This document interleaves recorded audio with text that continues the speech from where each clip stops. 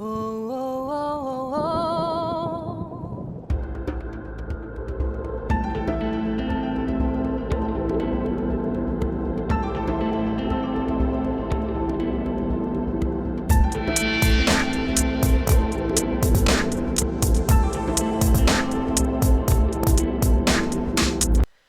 Bonjour à tous et bienvenue dans ces études concernant l'évangile de Matthieu. Nous en sommes à la 40e étude de cet évangile et nous sommes toujours au chapitre 6.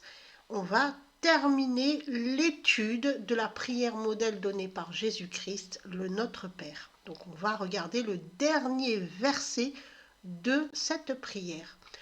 On se rappelle le chapitre 6 et le chapitre de la prière modèle du Notre Père. Dans ce chapitre, Jésus-Christ va revenir sur des notions essentielles qui permettent de comprendre la véritable prière, celle qui se fait dans l'intimité de sa chambre, celle qui ne répète pas les mots, celle qui ne fait pas de bruit, celle où l'on entre en dialogue véritable avec le Père à l'intérieur de nous-mêmes. On connaît tous le Notre Père, beaucoup le récitent par automatisme, sans comprendre sa portée spirituelle. Il est temps non plus de réciter le Notre Père, mais de déclamer cette prière avec le cœur dans l'attitude et l'état d'esprit qui plaît à Dieu. Donc après l'introduction sur l'enseignement de l'état d'esprit de celui qui entre en prière à l'intérieur de lui-même, dans l'intimité de sa chambre, Jésus-Christ donc donne le modèle de prière qu'on a appelé le Notre Père et qu'on devrait plutôt appeler mon Père. Et ce modèle de prière contient tout ce dont nous avons besoin pour notre vie spirituelle. Lors de nos deux précédentes études sur cette prière, nous avions vu les versets 9 à 12 et nous avions donc vu les versets précédents. Dans cette étude, nous allons nous pencher sur un unique verset, le verset final, celui qui clôture la prière, le verset 13. Rappelons que Matthieu adresse son évangile à des croyants qui connaissent les coutumes juives et que son but est de montrer que Jésus est le Christ, le Messie, annoncé par les prophéties. Il est certainement l'évangéliste qui fait le mieux comprendre que le Nouveau Testament est éclairé par l'Ancien Testament, lequel ne se comprend qu'à la lumière du Nouveau Testament. Démarrons par une lecture complète de la prière « Mon Père ». Voici donc comment vous devez prier. Notre Père qui est aux cieux, que ton nom soit sanctifié, que ton règne vienne, que ta volonté soit faite sur la terre comme au ciel. Donne-nous aujourd'hui notre pain quotidien. Pardonne-nous nos offenses, comme nous aussi nous pardonnons à ceux qui nous ont offensés. Ne nous induis pas en tentation, mais délivre-nous du malin. Car c'est à toi qu'appartiennent dans tous les siècles le règne, la puissance et la gloire. Amen. Voici donc comment nous lisons cette prière dans nos Bibles en français. Lors d'une étude précédente,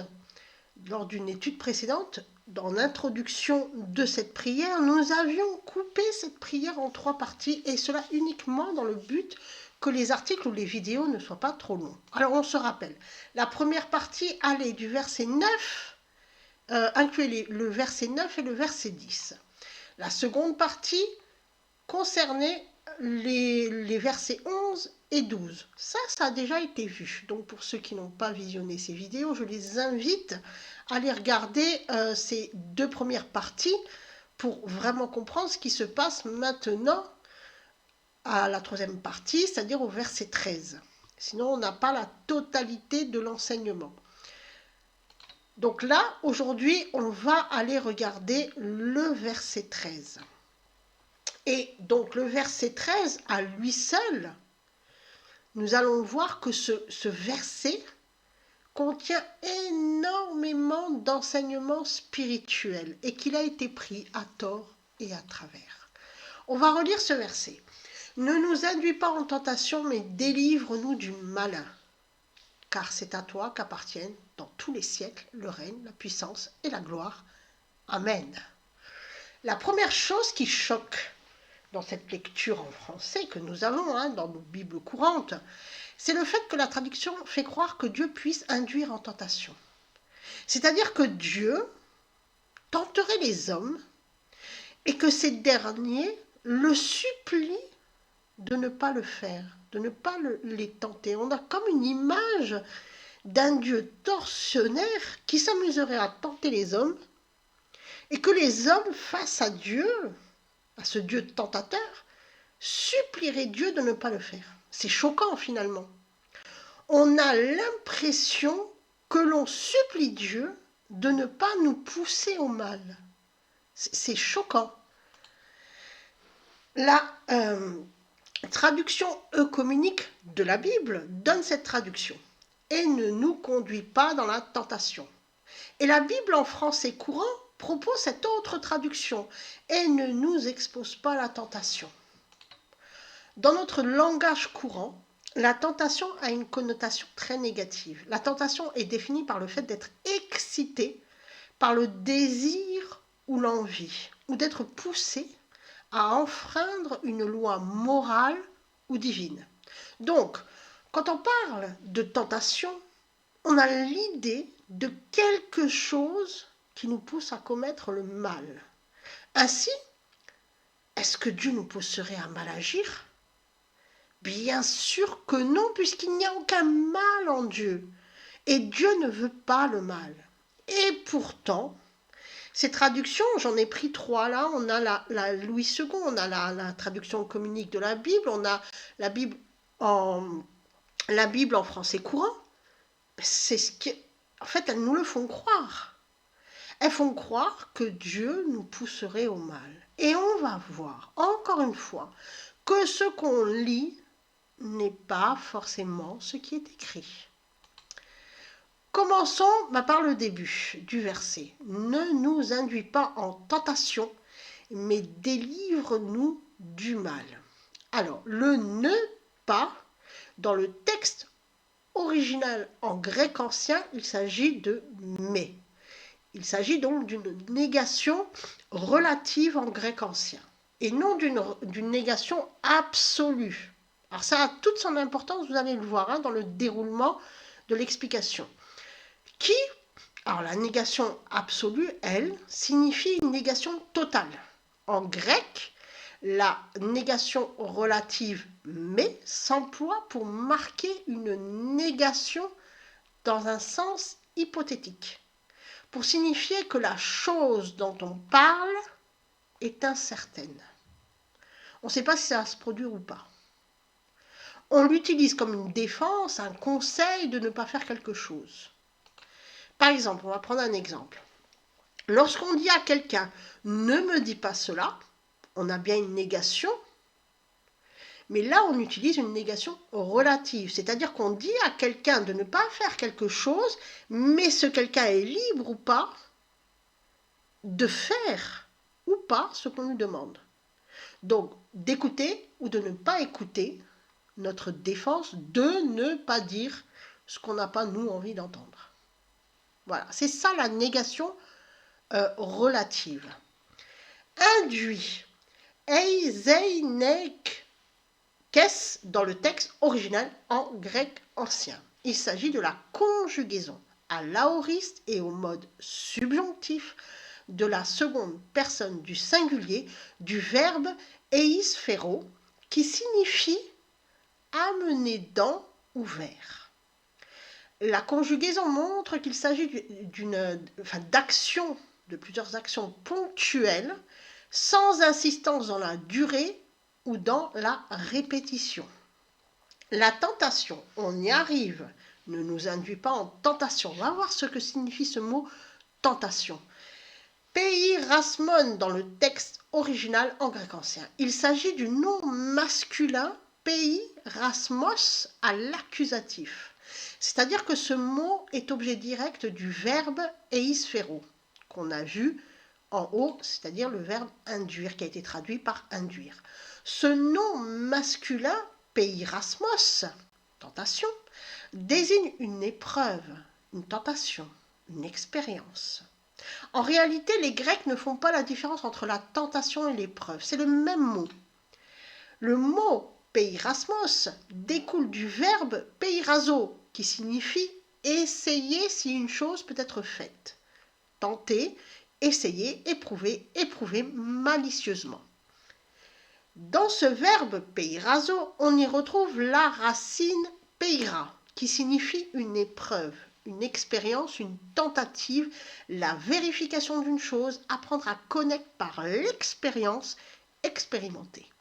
Dans ce mot, on y trouve l'idée d'aller au-delà, de l'autre côté. Donc, si on résume tout ce qu'on vient de dire, on ne supplie pas Dieu de ne pas nous induire en tentation. On demande à Dieu de nous aider à ne pas faire des expériences qui pourraient nous mener au-delà, de l'autre côté du chemin, qui pourraient nous nuire. Ouais, ça change tout. On demande à Dieu de nous aider à ne pas tenter des choses qui pourraient nous nuire, à ne pas éprouver sa parole en essayant des choses contraires à sa parole et qui nourrissent les sens, donc l'ego. Ainsi, on demande à Dieu de nous aider à résister à toutes ces choses, tant convoitées par le monde, à résister à l'envie d'expérimenter des choses que l'on ne devrait pas expérimenter. Par exemple, la drogue, l'alcool, ça c'est évident. Donc à résister tout simplement à la mauvaise pensée qui est à l'intérieur de nous, l'ego, et qui nous pousse à réaliser des expériences destructrices au-delà de nos limites, en nous poussant, par exemple, à vouloir nous élever à Dieu par nos propres moyens, c'est-à-dire par la connaissance. Et ça, on le voit très régulièrement dans toutes les sociétés ésotériques, dans le New Age principalement. Beaucoup pensent, on revient sur cette idée de s'élever par ses propres moyens, et c'est donc par la connaissance. Donc on va aller chercher des mystères, on va aller expérimenter des choses pour justement élever notre conscience, etc. Ça, c'est vraiment les idées très répandues au niveau du New Age.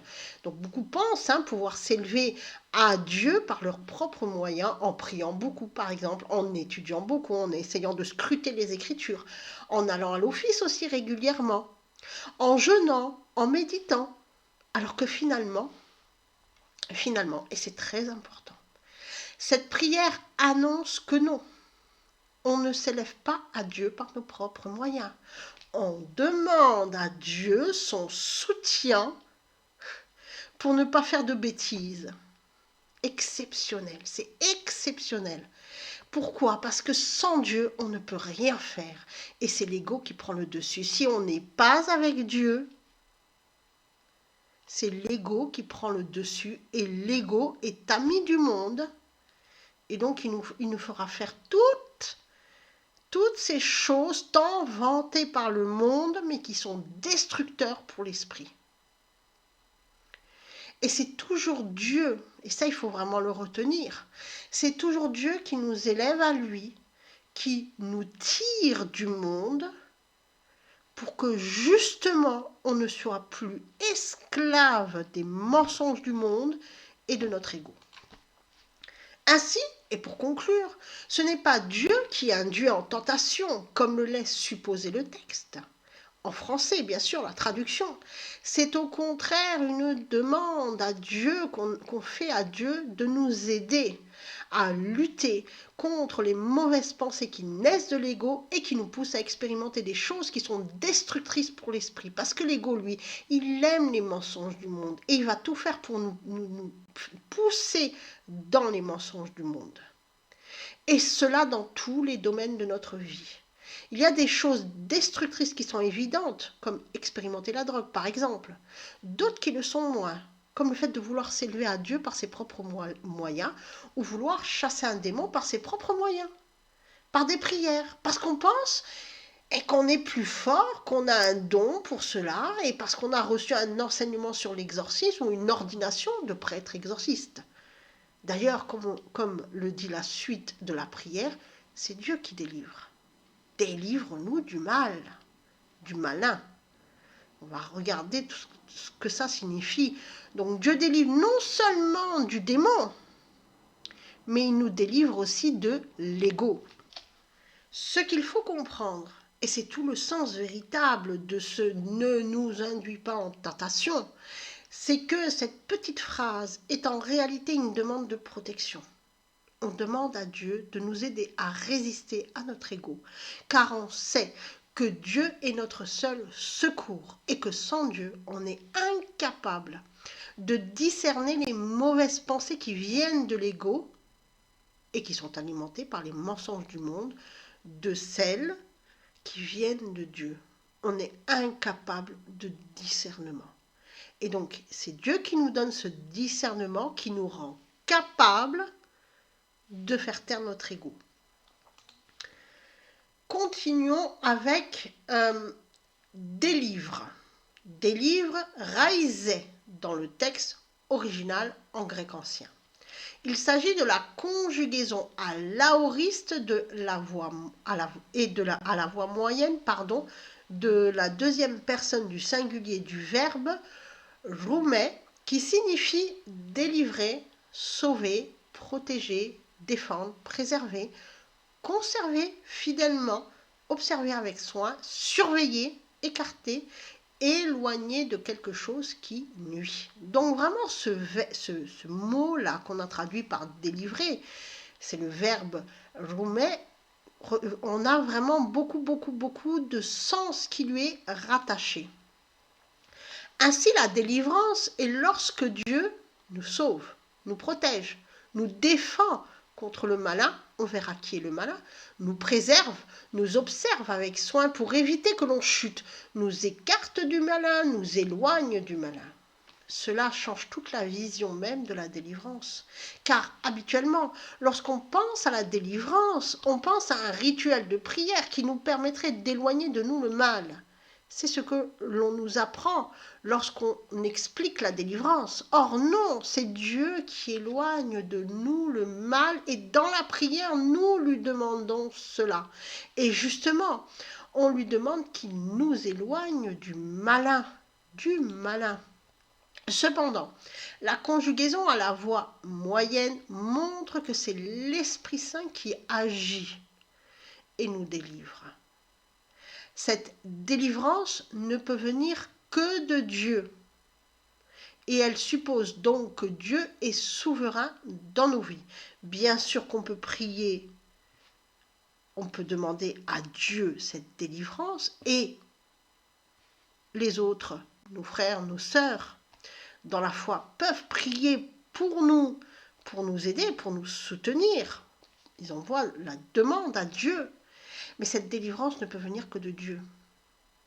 C'est-à-dire que si quelqu'un qui prie, qui n'a pas la foi, il peut prier autant qu'il veut. Voilà, ça fonctionnera pas. C'est pas celui qui prie. C'est Dieu qui décide de nous délivrer. Parce qu'il est souverain. Et donc cette délivrance aussi, elle suppose l'acceptation de cette grâce qui est la délivrance et qui ne peut venir que de Dieu. C'est une grâce qui est offerte à tous ceux qui reconnaissent Jésus-Christ comme leur Sauveur et Seigneur et qui passent nécessairement par la repentance, c'est-à-dire par le dépouillement de son orgueil afin de voir en vérité son état de pécheur. Le malin, ponerou, dans le texte original en grec ancien. Il s'agit de l'adjectif poneros au génitif, c'est-à-dire qu'il répond à la question de qui ou de quoi. Délivre-nous de qui? Du malin. Cet adjectif poneros désigne ce qui me remplit de contrariété et de privation. Donc, c'est l'ego. Et il désigne celui qui m'apporte des difficultés, celui qui me met en péril, celui qui est mauvais par nature, méchant. Donc, ce n'est pas le diable ou Satan. Quoique le diable, c'est l'ego. On l'avait déjà vu. Diable, diabolos, c'est l'ego. Ici, il s'agit de l'ego, celui qui me pousse à la destruction, mon propre ennemi, celui qui est à l'intérieur de moi. Et le mauvais, le méchant, l'ennemi extérieur, celui qui, par ses paroles, va m'induire en erreur, Celui qui me fait du mal et me pousse dans une mauvaise direction, c'est l'homme de mensonge. Donc, quand on dit délivre-nous du malin, il y a donc euh, ces deux choses à prendre en compte. Délivre-moi de mon propre ego et délivre-moi de celui qui m'induit en erreur et qui me pousse dans une mauvaise direction. Si l'on regarde du côté du Grand Bailly, qui est le dictionnaire de référence grec, je le rappelle, le mot poneros signifie celui qui est dans la peine, celui qui souffre, celui qui est malheureux, l'infortuné, celui qui est en mauvais état, le mauvais, le méchant, le pervers, celui qui cause de la peine, de la fatigue. Alors oui, certains commentateurs disent que ce mot se réfère probablement à Satan, que Jésus-Christ, par l'utilisation de ce mot, a voulu parler de Satan. Or, la parole de Dieu est précise. Et si Jésus-Christ avait voulu parler de Satan, il aurait utilisé le mot Satan pour le faire, et non le mot poneros.